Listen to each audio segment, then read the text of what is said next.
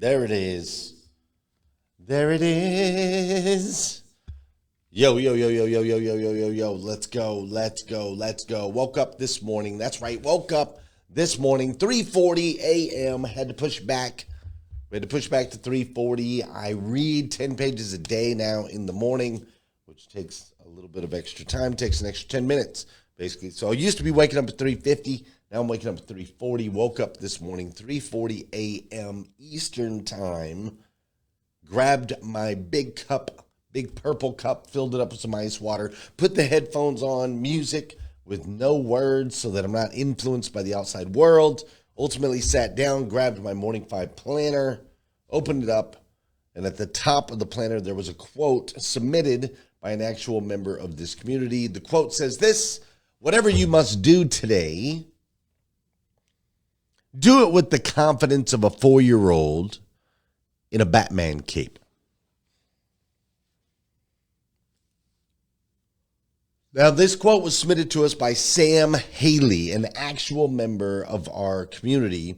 And as soon as I read the quote, "Whatever you must do today, do it with the confidence of a 4-year-old in a Batman cape," I immediately thought of my daughter, Caroline Dawn. Miss Caroline Dawn. She is a wild child. She's 5 years old. And she, like yesterday, just before we went to bed yesterday, she was walking around in a full-on fancy princess dress with full-on Elsa boots is what she likes to wear, these big old fancy Elsa boots, right? And she's just strutting around the house. The rest of us are in like pajamas.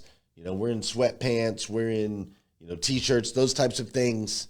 And she's just strutting around with this independent confidence. Shouldn't care that you're wearing sweatpants and she's wearing a formal dress. She doesn't care that it's time for bed, and ultimately here she is wearing heels and Elsa boots. She doesn't care.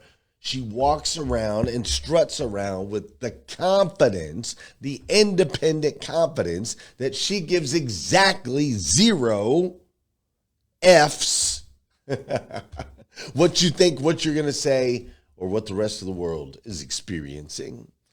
So when I read that quote this morning, "Whatever you must do today, do it with the confidence of a 4-year-old in a Batman cape," I immediately went to Caroline, because she is that. She embodies that. She will not be told what to do. She will discover it on her own. She currently, now, will she stay this way for the rest of her life? We'll see. She currently, though, is truly independent.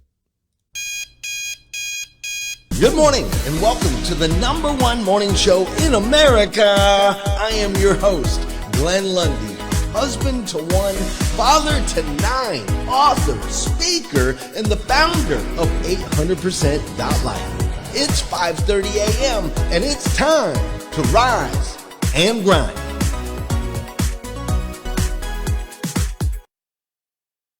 Hey, good morning. How are you, my friend? Dude, today is Tuesday. That's right. Today is Tuesday, July. My brain just went to May for some reason. I don't even know what that was all about. Today is Tuesday, July 7th, 2026. And what's crazy is today is the very first and the very last time it'll ever be Tuesday, July 7th, 2026. So I want to make sure we make the absolute most, and I do mean the absolute most, of this absolutely incredible day. I'm coming to you live from Lexington, Kentucky. We're looking at low 80s and a little muggy this week. Right here in our office, it's quite moist, for those of you that love that word. Right here in the office, it's but definitely very muggy. Everything's a little bit wet. Well, we've had some issues with the air conditioning, got some issues with the windows outside, but that's what happens when you turn the heat up on the situation. When you turn the heat up on a situation, it exposes the weaknesses. It exposes the uncomfortable truths that our office is not sealed and that we as human beings were not built for this kind of heat. We weren't. We were not built for this kind of heat. If you think about it, If you think about it, if human beings have been evolving for as long as they say we have, you would think that we would have evolved to the point where we could handle 85 degrees and muggy. You know what I'm saying? Just saying. Just throwing that out there today. Just throwing it out there. You think we'd be able to handle some cold temps, some hot temps, but no. Us fickle sons of guns, if it's not between 68 and 72, we're broken. We're also on the backside of an epic 4th of July celebration. It was absolutely epic, the way that we were able to celebrate Independence Day.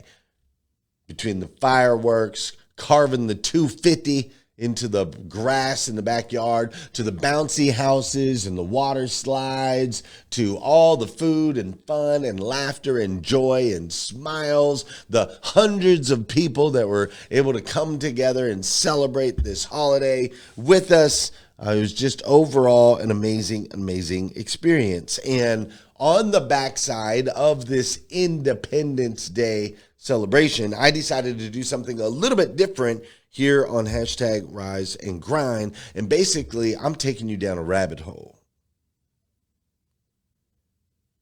We are going down a rabbit hole. If you've ever seen the movie The Matrix, he says, take the red pill, and we go down the rabbit hole. Take the blue pill, and you can go back home. It'll be like, nothing ever happened. You won't remember any of this. Neo, the main character, takes the red pill and learns that the reality with which what he's been living in, what he felt and believed was reality, was actually not the case. And so this week, we're going to go down that road a little bit. It's a little bit unique. It's a little bit different than what we typically talk about. But we're going to go down that road because we're going to ask ourselves a question that we don't ask enough as far as I'm concerned. We're going to ask ourselves the question on the backside of Independence Day, this huge 250-year celebration, are we truly independent? By definition, independence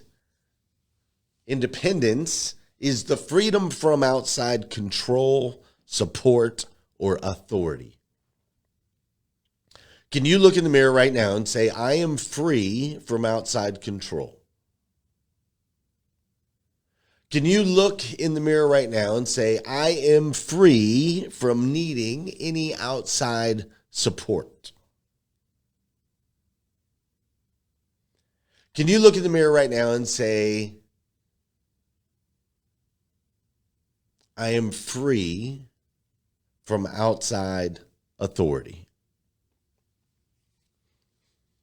Because you have to be able to say yes to all three of those things to truly be independent. Independent is the freedom from outside control, support, or authority. It describes the ability to act, think, or govern oneself without relying on others. It is a concept that spans multiple aspects of life, ranging from personal self-reliance to political sovereignty. We broke this down even more yesterday. On an individual level, independence is the capacity to take care of yourself. Do you have the capacity to take care of yourself? Yes or no? Do you have the capacity to manage your own life? Yes or no? And can you make decisions without needing permission or constant aid? Now, when we think about independence, we're talking about things like financial independence, earning your own income and managing your expenses without relying on others. Do you have emotional independence, the ability to validate your own feelings and to make choices based on your own values rather than seeking approval from others? We're going to talk about that this week. Before we do, though, you know what we got to do on this show? We got to get some movement. Let's see. Hold up. I can barely hear it. There it is. For those of you that know, those of you that don't know, this is the part of the show where we're going to get these bodies in motion. Listen, an object in motion tends to stay in motion. An object at rest tends to stay at rest. All right? So I want to get your body moving this morning. If you're on a run, if If you're on a run, I want you to pick up the pace for just the next 144, 1 minute, 44 seconds. Pick up the pace.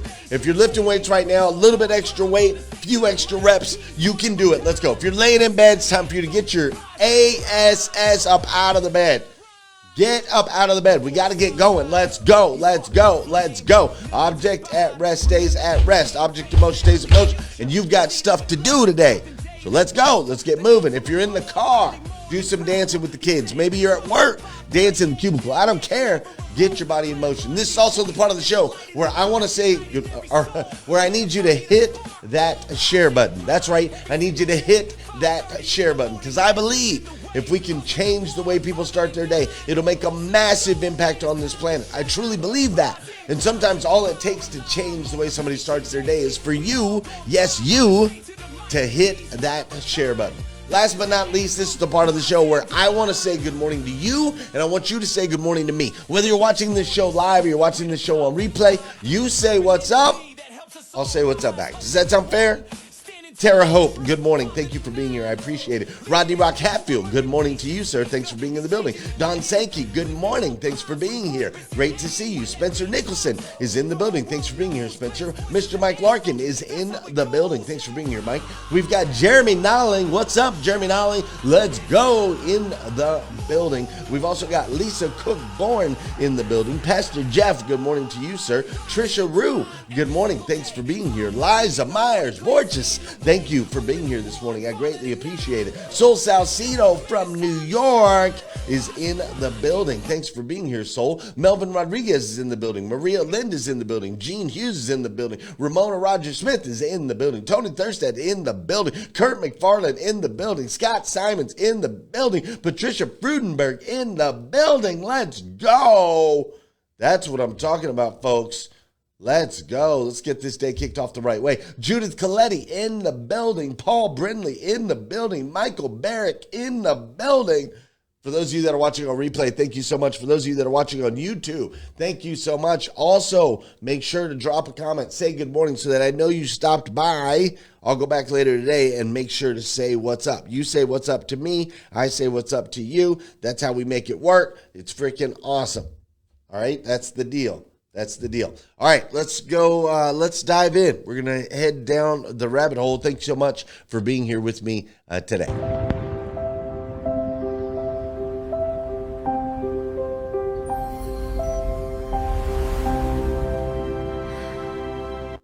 Joe Dillon is in the building here this morning as well. Thanks for being here, Joe Dillon. And for those of you that are listening in on Clubhouse or listening to the podcast, I appreciate you as well. There's a man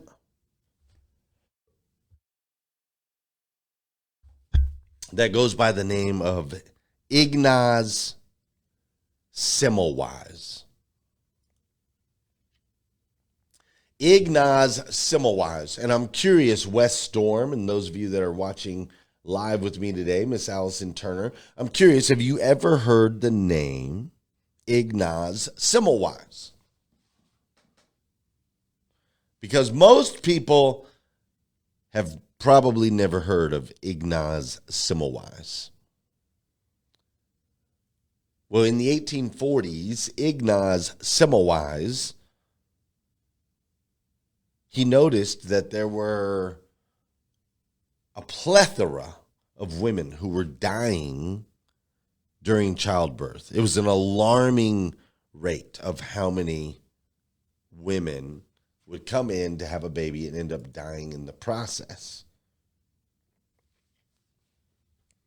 And so he began to study it. He studied the flow. He studied the system. He studied what would happen as these women would come in, have these babies. They'd come in healthy, have these babies, and then die. And so he started studying. He's like, what is going on? And he came up with a shocking conclusion. After doing the research, after doing the tests, he came to an incredible conclusion that nobody ever imagined.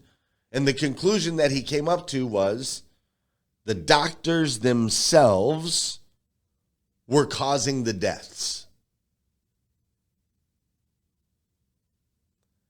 The doctors themselves were causing the deaths. Now, imagine this is back in the 1840s. This is back when if you were a doctor, you were like the most highly esteemed people in the community. It was a big deal, man. They didn't have all the stuff that they have now, quick pills, quick fixes, go wait in the lobby. No. It was like when you were seeing the doctor was the G. They were either going to save you or not. And so my boy Ignaz Semmelweis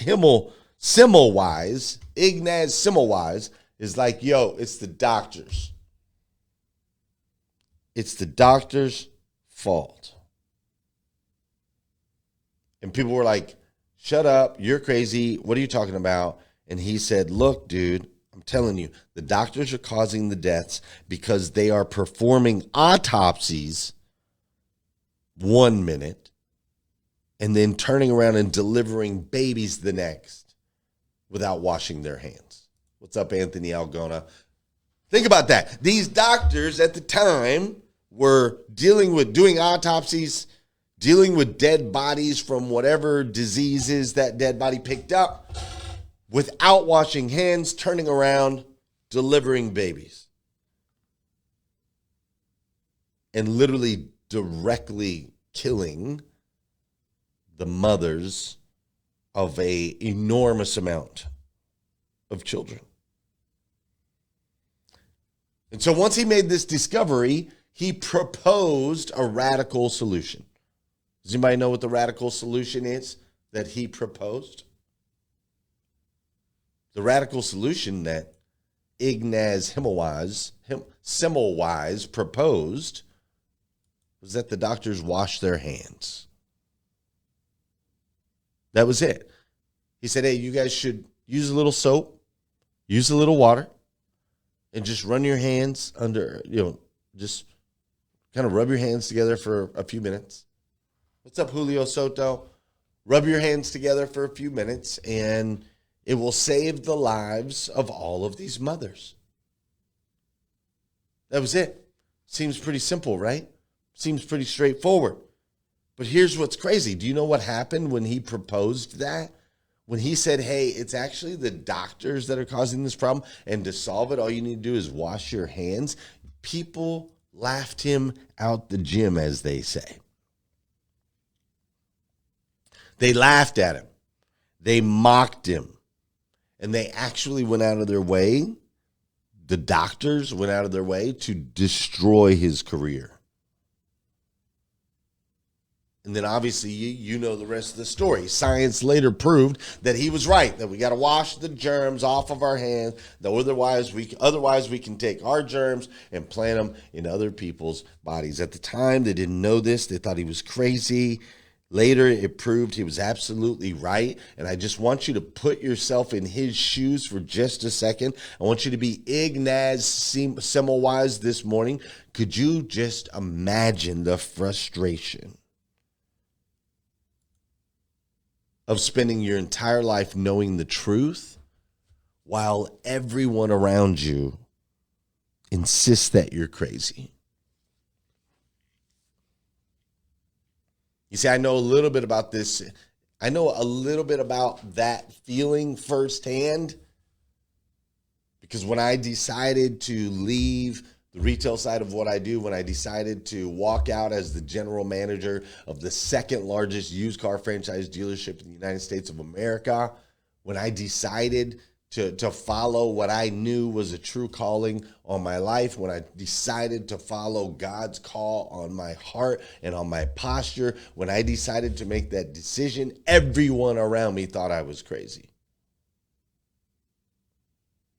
Everyone around me thought I had lost it, some sort of midlife crisis. You don't just quit a job, $1 million a year job. You don't just quit on a whim, especially when you're the face of the organization. You can come and go as you please. Like, in some ways, I was a little bit crazy.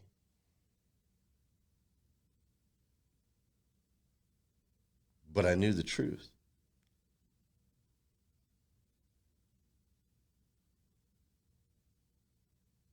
Everybody said that I was crazy, but I knew the truth. There's another guy by the name of William Tyndale. Anybody know William Tyndale? You may recognize that name, Mr. William Tyndale. You see, most people have never heard of William Tyndale either.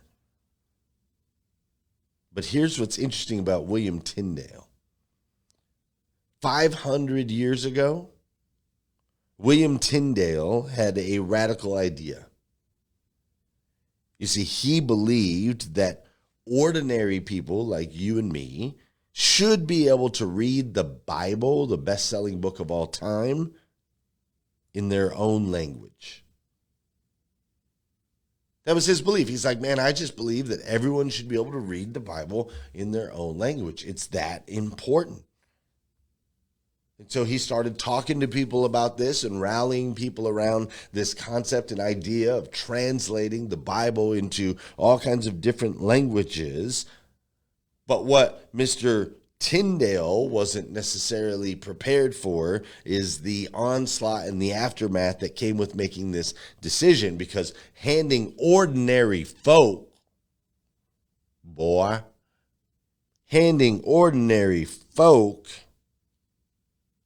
Bible was considered dangerous. Most ordinary folk weren't even allowed to read at the time. And so Mr. William was hunted down because he made this decision.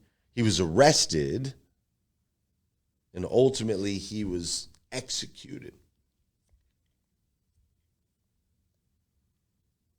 His crime, the crime that he was executed for, his crime was he believed the truth should be available to everyone. That was the crime. He believed the truth should be available to everyone, that it shouldn't only belong to the powerful. It should belong to the ordinary, not just the extraordinary.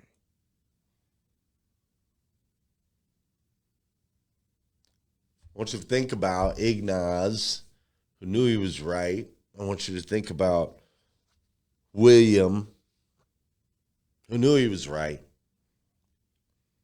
And then I want you to look in the mirror a little bit. I want you to ask yourself this question real quick.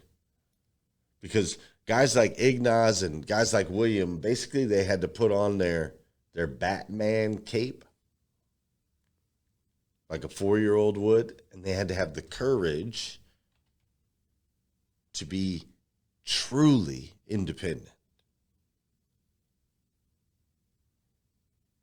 So I want you to think about the position they put themselves in, and then I want you to answer that question that I asked you a little bit earlier, or continue to try and answer the question that I asked you earlier, which is, are you truly independent?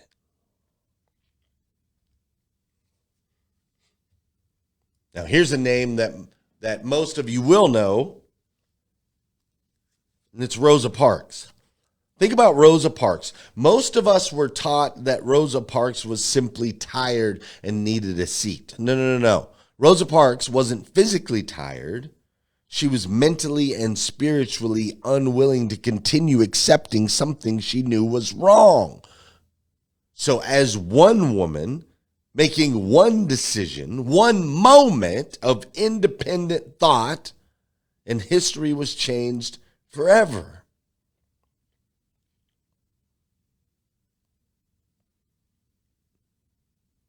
One woman, one decision, one moment of independent thought.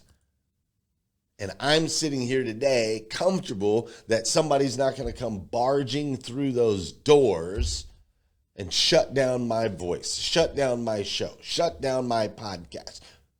I'm able to sit here with you, black, white, brown, old, young, America, not America, and everybody in between, because a small handful of people had the courage to think independently and to act independently.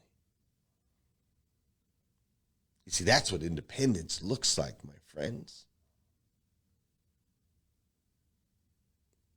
Now, there's one more. One more of my favorite stories. Maybe you've heard a little bit about this. Maybe you have not. But there is a man that if I promise if I were to walk up and down the street and ask people, do you know Vasili Arkhipov? Do you know Vasili Arkhipov? I'm going to say 99% of people on the street are going to say, I do not know Vasili Arkhipov. Sorry. Vasili Arkhipov. Most people are going to say they do not know Vasili Arkhipov. But here's what's interesting. My man Vasili, during the Cuban Missile Crisis, there was a Soviet submarine that believed nuclear war had already begun. They were down under the water. Communications weren't quite what they were supposed to be. And so they believed, the entire crew believed that there was a nuclear war going on above. And so the captain of the ship was like, yo, I don't want to do it, but we got to do it. You got to launch a nuclear torpedo. And there was another officer on the ship, and that other officer said, I agree with you, Captain. We got to launch this thing. We got to launch this nuclear weapon. That's the role. And I understand it's going to be devastating to everybody, but we got to do it. And then they went to Vasili because he was the other officer that had to approve this nuclear weapon going out. And Vasili said no. He said, no, man, not doing it. And that one man's willingness to think independently may have prevented nuclear war and saved hundreds of millions of lives. Think about that. History is not always changed by big crowds of people. Sometimes it's changed by one person willing to question the accepted reality. And maybe that's the uncomfortable truth, because if you and I were honest, most of us don't actually want independent thought. We say we want independence, we celebrate independence, but most of us don't actually want independent thought. What we want is certainty. That's what we want. We want comfort. That's what we try to lean into. We want belonging. We want other people to like us, to be a part of the crowd. We want someone else to tell us what to think so that we don't have to do the hard work of thinking for ourselves. And before you think I'm just pointing the finger at all of you, no. I'm talking about me too, bro. Because I've discovered over the years, some of the strongest prison bars, and I've been in and out of jail 17 different times, but the strongest prison bars in my life were not the ones in that jail cell. The strongest prisons I've ever lived in are the ones that were built by me and other people. Me and other people and our limiting beliefs of what's possible for ourselves. Those have been the most powerful prison bars I've ever wrapped my hands around. A prison built out of fear that I won't fit in, or I won't get along, or somebody's going to find out. Prisons built out of ego. Yeah, right, can't teach me anything. I know everything, da-da-da. My 20s were terrible.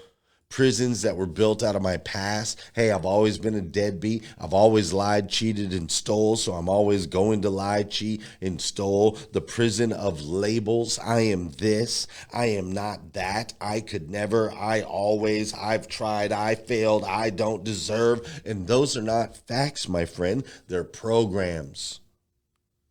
They're programs. If you've watched The Matrix, dude, they're walking up on a helicopter. He's like, do you know how to fly a helicopter? She's like, not yet. Hey, Pop, download me the deal on blah, blah, blah, blah, blah, blah, blah, helicopter. Like 2 seconds later, boom, program. Now she knows how to fly a helicopter. Listen, programs can be rewritten. The programs right now in your life can be rewritten. And that's the beautiful thing about being a human being, is we are not stuck. We are not fixed. You, my friend, are not trapped. You can wake up right now. You can wake up. You can examine your beliefs. As human beings, we get the ability to question any assumptions we make. We can decide that the person we've been doesn't have to dictate the person we can become in the future. And maybe that's what true independence really is. It's not doing whatever you want. It's not rejecting authority. It's not rebelling against society. True independence is simply having the courage to stop outsourcing your identity.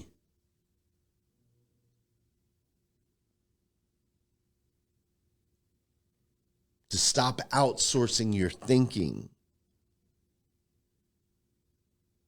To stop outsourcing your purpose.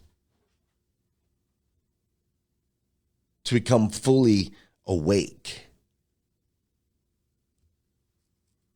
Because here's what I've learned. The most dangerous phrase in the world is not "I was wrong." The most dangerous phrase in the world is "I've always done it this way." Followed closely by, "but everyone else does it this way."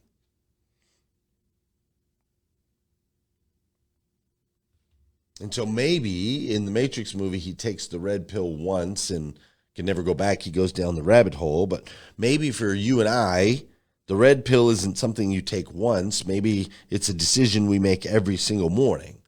A decision to wake up, to pay attention, to think, to question, to grow, to become the best versions of ourselves that we can possibly be. Because the greatest act of independence is not necessarily declaring freedom from someone else, but ultimately the greatest act of independence is declaring freedom from the version of yourself that was never really you in the first place. So listen, my friend, you are a child of God, the God of the universe. You are not your body. You are not your flesh. You are not your circumstances. You are not your parents. You are not your grandparents. You are not your job. You are not your title. You are not your role. You are not your bank account. You're not your position. You're not your community. You're not your environment. You're not where you grew up. You're not your language. You're not your culture. You're not any of those things, bro. You are not a single one of those things. You're a child of God. God of the universe, God who made everything. And that God instilled in you the ability to act independently. But here's the thing. It's only if you choose. And it's the harder choice. In the movie The Matrix, there's one member of the team that turns on everybody else because he got pulled out of the Matrix and he was able to see the reality. And the reality was that the wool had been pulled over his eyes. And so after 7 years or 8 years of living in reality, all he wanted to do was go back. He wanted to go back and have a steak versus the slop that they were eating. He wanted to go back and wear the nice clothes versus the scrubby, greasy grime that they were wearing. He wanted to go back to that which was comfortable, even though he knew it was a false reality, because he didn't want to face the truth. Do what is hard, and life becomes easy. Do what is easy, and life becomes hard. He didn't want to face that truth. And I know for some of us in this room, it's easier for us to turn a blind eye and continue to just go down this path that we've invented for ourselves than it is to throw on the cape and act like a 4-year-old and truly be independent. So, ladies and gentlemen, we're going to continue down this road. Why is that so hard? How do we break out? We're going to continue down this path this week. So I hope you'll come back again tomorrow morning, 5:30 a.m. We'll do it all over again. Until then, have an amazing, incredible day. Question all the things. Question all the things. And I'll see you tomorrow right here on #RiseandGrind. Peace.